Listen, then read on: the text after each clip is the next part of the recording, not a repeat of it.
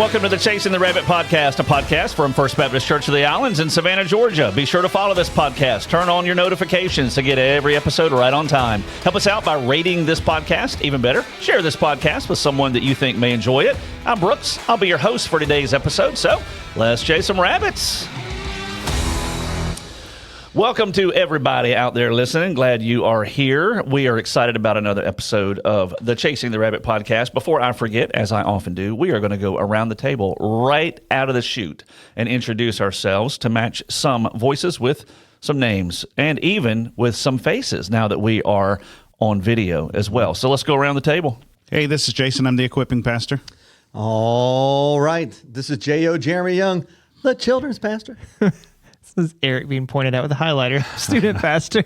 And this is Adam, the worship pastor. Hey, no worries. It has a schmear guard. Very important. Very good. I like schmear on my Schmear. bagels. Yeah. Smear. Yeah. So But who not is on it the that wasn't there somebody that would always have, Bob Dole. was it Bob Dole? Bob Dole. It matches your hat too. You got like a Dole Digger banana. Phelps has a highlighter too. Bill Clinton would only point this way. Okay, yeah, with his finger like that. He would Yeah. only point like this. He'd point with his knuckles like his thumb. Like, I'm not going to point at you because that's aggressive. But And Lee Corso always has a pencil during college game day on Saturday mornings as well. So that's what made me think of. Hey, I got a question. I saw a movie, I think I told y'all a week or two ago, that I went to the movie with Drew, the Duck Dynasty movie, the Blind. And I'm curious, do y'all ever watch the credits at the end of a movie? Like, do you stay there to the end of the credit? Or if you're listening to a podcast, do you listen, to that outro kind of at the end when it's over, they do the deal? Do y'all do that, or do you just kind of bail out? It depends. A lot of times you'll know, especially the Marvel movies. I'm looking at Jeremy because we all like the Marvel movies. And a lot of times there'll be like end scenes in those that set up the next movie or the next saga or whatever. And I think because of that, I tend to stick around. And a lot of movies, even if it doesn't have any bearing on a future movie, they'll just do something weird at the end because they know people are going to watch. yeah, the Marvel movies have gotten to where there'll be the first end credit scene, then a second one. The first Yeah. one usually matters. The second one's usually kind of silly. It's just something silly. But yeah. also where they go, and they'll often have photos and videos and things like mixed into the credits. So it gets you to want to stay longer. Yeah. I like it when they do that because then at least you're not just sitting there watching the. But then, like, if you're doing a scroll. streaming, if you're watching a movie on streaming service, a lot of times, as soon as the action's over, they'll minimize that screen and then Right. go on to something else. I'm like, wait a minute, I wanted to. You have to, I know. I click wanted over. to see that. Yeah. The nice thing is Marvel builds in enough time to go to the bathroom after the first credit scene. So you can run to the bathroom, And then come back. run back to the movie theater, and then you can see who the barista was on set. That's always my goal, to see who the barista was. There he is. They have one of those? Yeah. Oh, that's Put pretty those good. things on set, yeah. I wish we had a on the barista for the credits. podcast. Wouldn't that be good? Do we need We a could roll barista some for the credits. podcast? For the podcast, have a podcast barista. Yeah. I think Every time we're I'll say that, all I can think is roll that beautiful bean footage. Oh, You know what yeah, I'm talking Bush's about? baked beans. Yeah, that's all I can think Roll about. that beautiful bean footage. Yeah, that was it. So, but when you were kids, you never stayed for the credits. Mom and Dad always drug you right out. I mean, like, boom, right when it's over. Yeah. It's like, You got to beat the out of line. here. Yeah. Did the Yeah. Blind have an end credit scene? They had something. They did. I can't remember if the credits were literally rolling, where they kind of give a "Where are they now?" kind of a thing. Right. For some of the folks that came up in the movie, because of course all the Duck Dynasty people, you knew where they were. At that point, but there were some people in the film that they kind of made mention of. That may have been during the credits. I can't remember. There was a part where Phil Robertson did kind of like a little mini message, and again, it was right at the end. I can't remember if the credits started rolling or not, but I was just curious. Should we do that after the podcast one day? Like, where are they now? Well, we Now have. they're on video. Yeah. Now Jeremy's in the lobby. Well, we could It's getting creepy. we could mention all the people we've talked about at It's different like times. Find My Friends and the podcast get all mixed up together. Where are they now? People follow 5 minutes after this video, Jeremy. So, Adam, I'm going to put you on the spot. I didn't Okay. even alert you to this before, No, but you you were didn't. out of town this weekend. You were I able to was. go back to homecoming. For those who are not familiar with the concept of church homecoming, it's not high school football homecoming. Somebody want to explain what because we don't do that here, but we're all familiar with it. So, somebody want to tell what homecoming is? It was the 49th anniversary of the founding of the church and their 49th homecoming. And so it's the church that I and Eric had served at together. I was there from 2011 to 2016. You were there from 2005. 2005 2013, to I think. 2013. And it survived. It survived, yeah. Well, Thriving, man. We talking about It's even survive. it- Now that yeah. you've left, yes. It thrived then. I mean, now the only staff person really, the only pastor on staff now is Jeremy's friend, buddy. who's the children's pastor. I trained Who him well. told me when I was there he really didn't know Jeremy that well, but That's a lie. he didn't say that. He doesn't He claim didn't you. say that. He didn't claim it. That you. may be the case. But no, it's basically it's just like the anniversary of a church. Yeah. And so we had that. I was there. The minister of music who was there for a long time before me, he was there, and so he and I sang a solo or a duet together. I played the piano and he sang, and What it song was a was lot it? of fun, huh? What song? What do you think? No, it wasn't Beulah Land. That was his song. It wasn't Beulah Land. Is that a go-to? I kind of Anytime he was asked back for something, that was the song that he went to. I kind of put my foot down on that one. I think it came. What did we do? Sinner Saved by Grace. Okay. Yeah, and there was supposed to be a track and all that, and I get there and thought, "You're going to play this, right?" I'm like, well, let me find some music. So couldn't find music, so we just kind of made it up and that was right at time, so we just kind of made it up. Fun fact about that guy who's still the pastor, or one of the pastors at Five Forks. He used to live in Jim Baker's old house. Oh, wow. At PTL. No, it was in Hendersonville, North Carolina. Oh, okay. Yeah, after all that. This No was Tammy Faye. This was the house before Just PTL. Jim. Wow, I didn't know that. Okay. Fun fact. Is it the guy that's there now, the interim? Whoever the guy I know. No, the student pastor. Student. That yeah. claim to not really know Oh, Jeremy the student that well. pastor. Yeah, Yeah. he knows me. Yeah, he knows you. I know he knows you. He but it was knows fun. my name. Y'all aren't saying his name, so it sounds like you don't even Yeah, know. we're not like- saying his name. His own His name is protection. Matt. His name is Matt. His name is Matt. And then their interim the pastor music protection minister program. is Matthew.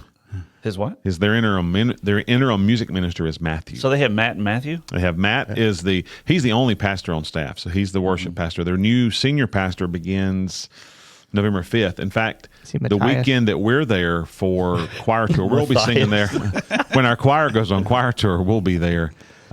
His name is Jeff Black. Jeff Moore in the distance. Jeff Black, and his wife's name is Sherry, so they're getting Jeff and Sherry. You know, the Easter's. Easter. But anyway, Yeah. So they start the weekend that our choir will be there. So he's all excited about our choir coming in. But so yeah, they're looking for a worship pastor, and they're looking for You told him you're a unavailable. couple. I did. Yeah, Thank you. Hey, there's an opening for you, I bro. did. Ha la la la la la la. Sound ready. You and I can go You together. sound Looking for super a senior excited. adult pastor. But it was fun. And there's a big meal, and there's desserts, and it was just really good. It was a fun time. It was neat to be back. Eric sent a video. Eric couldn't go with me, so he sent a video. And then the pastor that Eric and I had served with sent a video as well. So it was kind of neat to see the video. And then they did a bunch of the old pictures, and it was like Oh, this beehive hairdos, you know. Yeah. Yeah. Higher the You hair, guys the used to have closer that when you God. were there? No, ladies. It was old. They showed pictures from their first church directory from like 74 or 76. I forget when it was. And I'm We like, need to wow. get those out for here and put them on. Oh, yeah. That'd be bet good. that's that'd be some. fun. It was That'd be good. interesting, but it was fun. I hated That being could be away. nice. I missed you guys. I always miss when I'm here. Miss being with you guys, but it was fun. It was fun to be with them, and but looking forward to being back this Sunday. We're glad you're back. I'm glad We to missed be you back. too. We're glad you're back. Glad to be back. So you didn't sing the song "Word Up," I guess, while you were there. Huh? No, we didn't do I was just- that one. I was just No. curious. So last night I'm sitting on the couch. There's a ball game on, and a thought crossed my mind of a game I used to play on my phone. I haven't played in forever. Wordle. Did y'all ever play Wordle? Yeah. No. I used to play it pretty well. You know, I mean, like all the time. It's But time for the word of the day. Word. word of the day. That was unplanned right there. That Here's was your word. Your word of the day. Good. Wow. So let's do a word of the day. Oh. I did a little research in our research department. Our Chasing the Rabbit research department got back with me. And this is the New York Times, who hosts Wordle now. The word of the day for today, October 16th, Is the liberal. day we're recording. Oh, you said no. is, Gosh. is not. It is. Poke you. The word is paragon. Paragon. Does anyone want to spell paragon and then someone give somewhat of a definition of paragon? P-A-R-A. I have a definition, but I Okay, don't have a okay. spelling. Adam got it correctly. How'd you spell it? P-A-R-A-G-O-N. P-A-R-A-G-O-N. G-O-N. So who's going to give a shot at the definition of paragon? I'm trying to remember. It's when you have a pear-shaped body, but you lose weight. No. The pear be gone. Negative. Paragon. There's no B in Paragon. Yeah, I mean, I've heard the word a lot. I didn't know what it meant. It's not like a. Are you peeking? It's pear flavored tarragon. I'm looking at Luke 19. I don't No, we even- can see his screen over here. He's not. Yeah. Okay. It's set on last week's passage, but Paragon, is it kind of like the zenith, or kind of like the epitome, or the standard of something that it's at its best? Okay, standard is getting close. An ideal instance, a perfect embodiment of a concept, a model of excellence or perfection of a kind, one having no equal. How'd you figure that I out? was thinking like an athlete, like a paragon in their sport. You know, Yeah. that's Like I'm a paragon of pastors. definitely. Like That's what everybody. I think That's what everybody's listening right now. You're the Paragon of Everybody I'm a listening paragon of the English language. is thinking that. Yeah. I think we should get a business card for you, and that's what we're going to put. Jeremy Young, Paragon of Paragon of Pastors. pastors. Former employee of the year. Yeah. We're going to spell it that way. Paragon No, of you, Pastors. in true Jeremy fashion, you have to misspell the word. Yeah. You ever got an email from Jeremy? Poor Jeremy. I'm going to pat you on the back Just instead cruel. of poke you for that. Sorry, I That's apologize. just cruel. I apologize, Paragon. Sorry about that. So Drew and I, we, speaking of kind of going back to the oldie stuff, like Wordle, I played that. And then put it down for a long time. I played it again last night. Got it on the 4th round, by the way, I would like to say. And How many tries do you get? I'm a paragon of Wordle. So How many tries did they give you in Wordle? I'm trying 6. to remember. Okay. You get 6, yeah. It is fun, though. So I recommend it highly. But Drew and I, we broke out a board game. We've got a ton of board games, and we never played board games. And so we broke out a board game the other night. I just thought, I was wanting to play Battleship. And we got Battleship out. And Drew and I played. Then last night, he and Susie played. And man, I'm getting addicted to Battleship. Was that a go-to for you guys? Did you ever play Battleship very I much? love Battleship. You sunk my Yeah. Battleship. I actually play it on my iPad now. Yeah, during It's a fun game. the preaching part of the... No. Okay, good. During worship. My first Battleship was the electronic Battleship. It Oh. took you like an hour to set You're the thing you up. were a child of the 90s. Or You had something. to, no, it was in the 80s, but you had to program the thing. Like you put your things on there, and then And you had tell to them where like everything talk to was. this little computer and like Yeah. program all Of your course, ships. that's the game, Jason. Yeah. But once you got started, it's like it 2 did the work hours for later. you. Like your opponent could not lie. Yeah. Like if they put in everything correctly, they could not lie and tell you didn't hit their battleship. Battleship for the liars. version. Yeah, you'd punch in the coordinates, and it would like give you sound effects. There's that you something hit about 'em. putting the peg in there. First of all, saying miss, and then you get to put the white peg. We in still there. put the pegs in. You do? Okay. Yeah, it Okay. did. It wasn't that techno yet. But. So, what was your go-to game back in the day? Board game.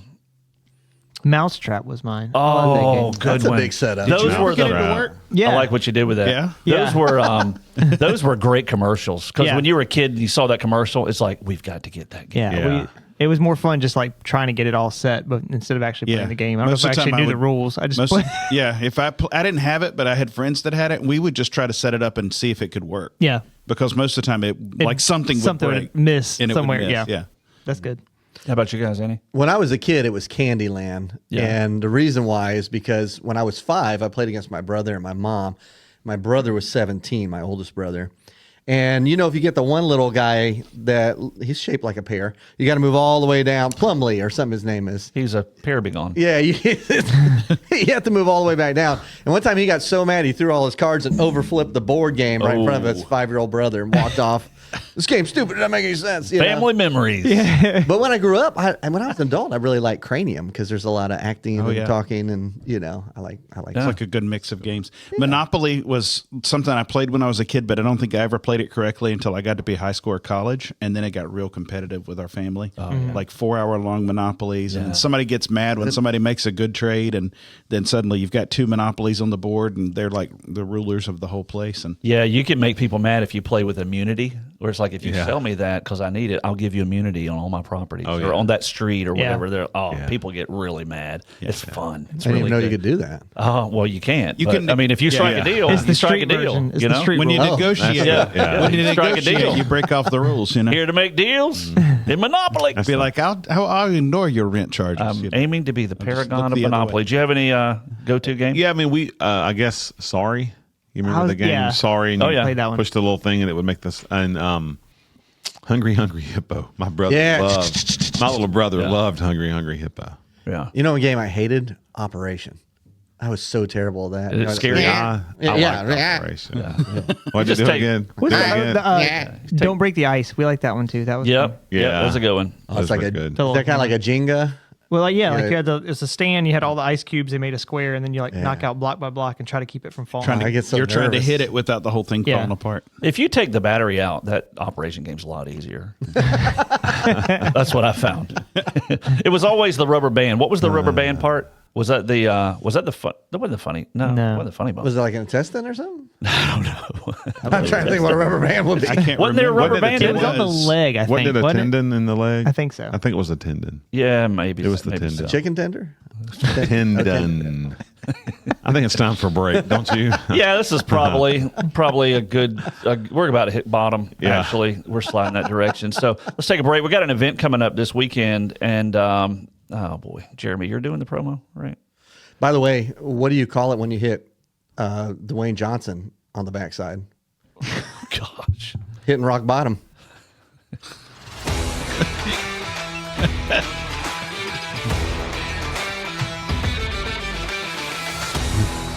It's that time of year. It's time for Pumpkin Fest. That's right. Last year, we started our Pumpkin Fest. It's for all our FBC Islands kinfolk and friends. We'd love for you to invite somebody to come out next Sunday, October the 22nd. Is that right? 22nd, from 5 to 7 p.m. out in our field.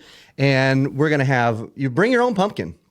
And we'll have burgers and hot dogs. Also, not only bring a pumpkin, bring a side dish and a dessert. You can text me and ask me what I like if you want to know what to bring. And we'd love for you to come out. It's for everybody in our church family, kids, all the way up to Brooks's age and above. And we'd love for you to come out and be a part of our Pumpkin Fest. Come hang out with us 5 to 7 next Sunday, October 22nd. See you there.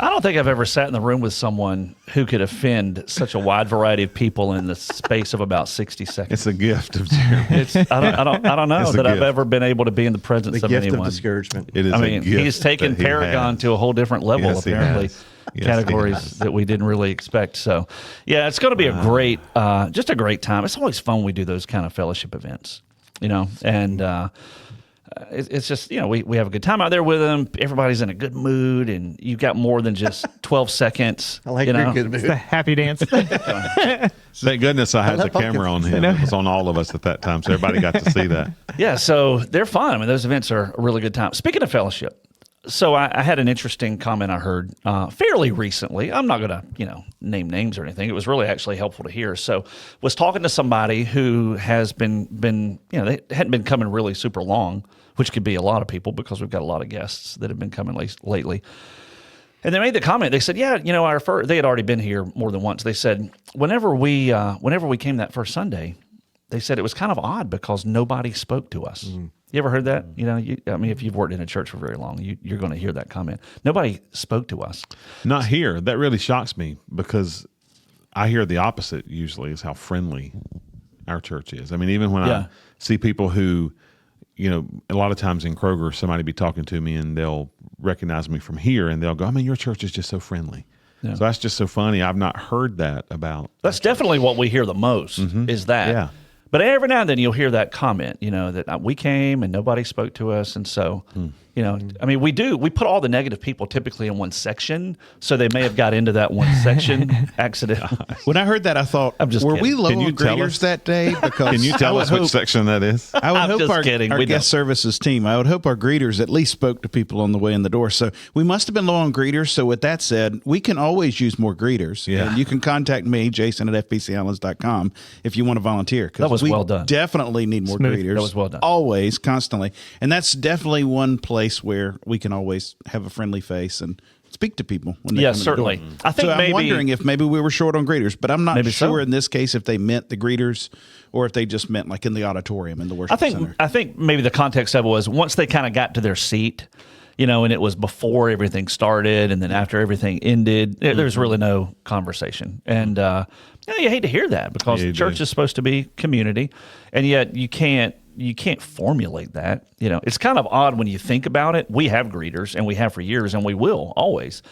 But it is kind of odd that churches put people in place. They're like the be friendly people. Yeah. Just in case nobody else is. We want to make sure Yeah. these people are friendly. And does that our- mean everybody else doesn't have to be friendly? yeah, that's exactly right. So again, our church, I think we're on the positive end of things as it relates to friendliness, but there's always room to grow.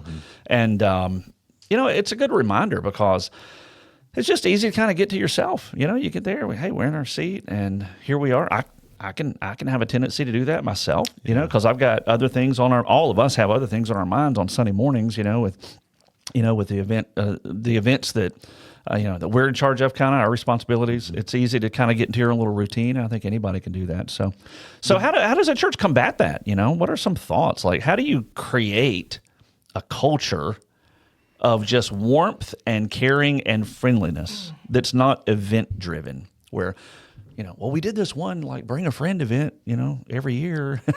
Outside of that, how do you cultivate that kind of a culture? Any Play thoughts? devil's advocate. You put a part in the service where you have everybody stand up and greet one another.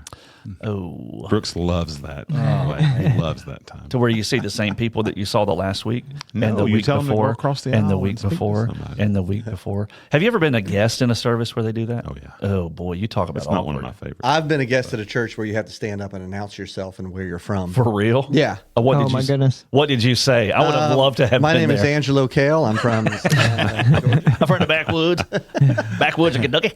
But it really is contagious, I think, because when you come into church, a lot of times to go to a service, you just have a mission. The mission is to go in and sit down and enjoy the service. You don't realize that the church building itself is a mission field. Yes. So people like Joy and Vic Jarvis, we need more of those kind of people who just, they come in with the mission to meet as many people that they haven't met before. And I think if you see more and more people doing that, other people will grab onto it like, wow, they're going around shaking everybody's hand. They're not even one of the pastors. They're not getting paid to do it. Or an official greeter. They're just doing it because this is their mission field. And I think we get more and more people to catch that, it would get contagious. Yeah, absolutely. That's a great point. Yeah, it is. It is contagious when you see somebody else doing it. And if you've been on the receiving end of it, you realize how beneficial it is. Yeah, that's good. Any other thoughts? Kind of down that rabbit trail? I think for us, I mean, the hard part is that when we are busy and going here, there, and yonder on a Sunday morning, we're not always in our friendliest mode either. And so trying to make sure that Sunday morning could be at a place, one of my goals is that when I'm in the hallway, I can be in the hallway. I can be there to talk to people as they come by. The hard part for me, though, is like if you were standing here talking to me in the hallway, I would have a hard time with every person that passed by because I'm going to say hello, and good morning. But people want to catch me, and I have to have real conversations about things that are going through. So just trying to be present and visible and active ourselves to set that bar for our people, and then challenge our people.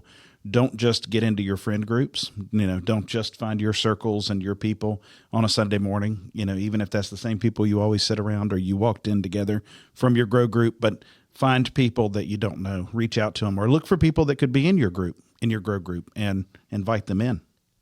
Yeah, good thoughts. Good thoughts. You can't program it necessarily, but you can be intentional about it. Take it, take ownership of it. Any other thoughts before we move on to something else? I think some of it's understanding how important those interactions are. Like a lot of us get stuck on our schedule. Sunday morning, I do this, I do this, I do this, I do this. When someone comes in and interrupts that, oftentimes we're like, oh.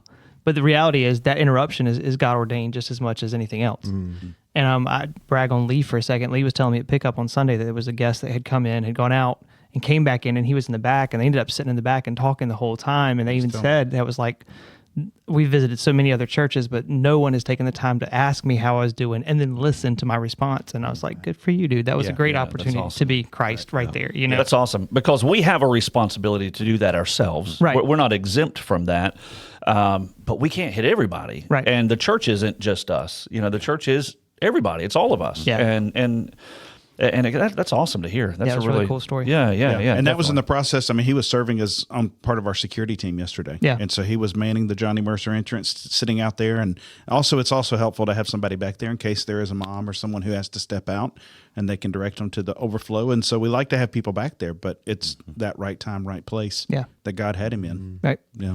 Yeah, That's that was one of the reasons I had to add the countdown, the 5-minute countdown on the slides before service starts, because the choir really enjoys greeting folks and talking. That's good. And I'm like, y'all make sure you watch that. Make sure you watch. And even 2 Sundays ago, the last Sunday I was here leading, I heard one of our regular church members go. They were talking to one of the choir members, like, it's getting close to time. You should probably go on up there. I thought, how funny is that? But yeah. Well, it's cool. It's a great challenge too. That is. for folks, maybe you're listening to this and you hear this, and this is your church family. We're not going to give you a name tag or put your name in a newsletter.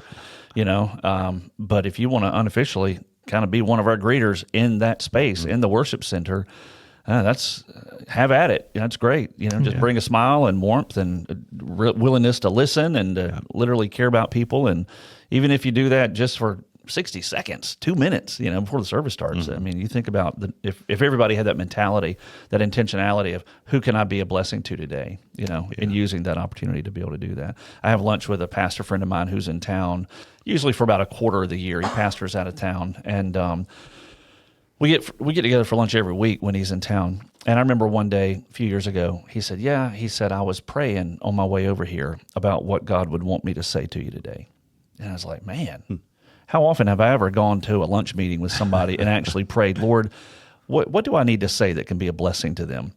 Yeah. I've never thought through it much at all that way. And yet he approached our times together over lunch every week with that kind of a mentality. And he would be a blessing to me every single week. He would say something that would be a blessing to me, either an encouragement or something that I needed to hear to be sharpened. So maybe that's how we can approach our Sunday mornings, all of us, not just staff, but everybody, so we don't hear those kind of comments, that, man, I slipped in and nobody even spoke to me, because there could be people you never know that are saying, I'm going to give this church thing one more shot, or everything's falling apart. And my friend from a couple of years ago said I needed to get in church, and so I'm going to try it.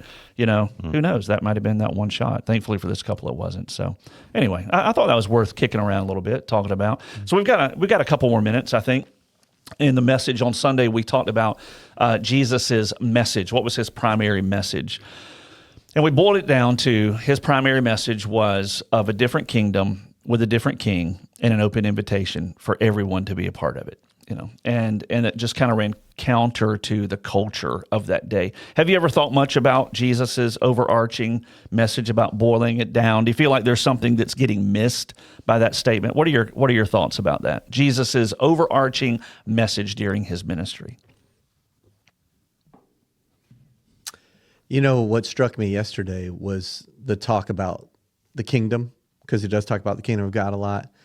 And I don't know why, it just kind of hit me a little bit differently yesterday, but I thought about how comforting and how much hope there is to know that the kingdom he talks about, the kingdom he's come to set up, like, the Jewish people at the time wanted the Messiah to come up and set up a brand new kingdom here on earth. And he had a whole different idea. And the idea was, I may be stuck in this place no matter what the circumstances are, but I don't belong here. I'm not even a citizen here. I belong to a different kingdom that goes on forever. And it's just this beautiful thought, because I was thinking about Romans 12 and the way we're supposed to live. And I was like, somebody from this, once I put my faith in Christ, I'm not this kind of worldly person anymore. I'm this person. And no matter what you say to me, no matter what you do to me, what the government does, or even though I've never been through anything like this, no matter who attacks, this isn't my home. I'm in another kingdom. I can be whoever Christ wants me to be, no matter what anybody says or does to me, and I don't belong here. And I have a hope of being in that kingdom. But while I'm here, I'm going to bring this kingdom that I'm a part of and represent it here. If I go to the Olympics, I never would, but if I go to the Olympics, I represent America. And what does that look like? Well, here, I'm an ambassador for Christ. What does that look like, being from that kingdom, and how different that kingdom would look from everybody else? Because if we're talking about Romans 12, like where we come from, or where we are actually from, our kingdom, it looks so counterculture to the rest of the world. And so bringing that kingdom, that's what he did. He brought it, he showed it, and then he taught about it. And it's so different and unnatural, because we're just sin-filled and we can't even imagine it. And we get a chance to live out that kingdom and be ambassadors for it. I'm all over the place, but something yesterday got me excited that's about awesome. it. Very That's good. excited about it. We appreciate the excitement. Yeah, definitely, definitely. So the fog starts to clear when you read the New Testament. When like you said, when Paul mentions about we are ambassadors of Christ, and then you piece that to the Gospels where he does talk about that new kingdom and that he implemented where he's the king. I mean, the fog clears and you start to say, okay, it all fits. And I have a part to play. Not only am I invited, but I have a part to play there. So in our workplace, on a college campus, on a high school campus, in our neighborhoods, in the places where we hang out, we're putting them on display because we're servants in the kingdom, putting the spotlight on the king. And that's a high call. It's a good call. Any parting comments before we wrap it up? I was looking at Matthew 4. I had listened yesterday morning before church to the first series or the first session of the Beatitudes from Matt Chandler on Right Now Media. And recently, Bob Harvell taught it in his class, and Brad Rawlings was looking for some stuff as he's going to start talking on the Sermon on the Mount. So I wanted to check it out myself, and so I listened to the first session. And he started with Matthew chapter 5, verse 3, blessed are the poor in spirit, for theirs is the kingdom of heaven. He talked about, the chapter 4, it says that Jesus' ministry, that it began as he was healing, that he was preaching about the kingdom, that kingdom was there, a major part of his ministry and a major part of his sermons and his message that he was bringing to people, like you were saying. So that point of blessed are the poor in spirit, for theirs is the kingdom of heaven, Matt Chandler points out that the kingdom of heaven being the exchange for the person described in verse 3, it's only mentioned again in verse 10, blessed are those who are persecuted for righteousness' sake, for theirs is the kingdom of heaven. So they're bookends to the Beatitudes to show that the kingdom of heaven is available to us, and it's available to everyone. So when we come across people who are thinking, well, I'm not good enough, or I'm not, they're actually in the best place when they're saying I'm poor in spirit. I'm not religious enough, I'm not faithful enough, I'm not good enough. They're at a place where the kingdom of heaven is available to them. It's the people who say, well, I've got it all figured out, or my righteousness is plenty, that they're not in the place to be listening to the kingdom or hearing the kingdom. And for those of us in the kingdom already, we realize that even in the midst of persecution or in the midst of adversity, like you were saying, the kingdom of heaven is already ours, and it's already a reality for us. And so I thought that was a cool tie-in to what you are talking about. Yeah, good. Great thoughts. And good conversation. It's an important topic. Jesus had a primary message, and thankfully we get to know what it is because we have the Gospels in the New Testament. Let's go ahead and wrap it up there, and we'll see you next time.